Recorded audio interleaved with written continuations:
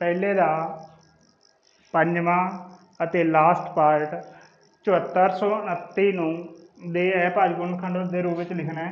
तो सब तो पहले अभाज्य गुणनखंड बनाओ। 7429 ਨੂੰ डिवाइड करो, किन्ने ते करना है, यह चलेगा सब तो पहला 17 ते। 17 ते चलाइए, 17 चौके 68, किन्ने बच गए, 17 चौके 68, 6 बच गए 62, 17 तिया 51, एक बच गया, एक नहीं 11 बच गए, और 17 7 119, ये बन गया 437। इस तो बाद ये चलेगा 19 ते। 19 ते चलाइए तो 19 दूना 38, किन्ने बच गए 5, नाल 7 लई 57, 19 तिया 57, 23 एक अपास संख्या है, इसलिए 23 ते चला दो, 23 एक 23।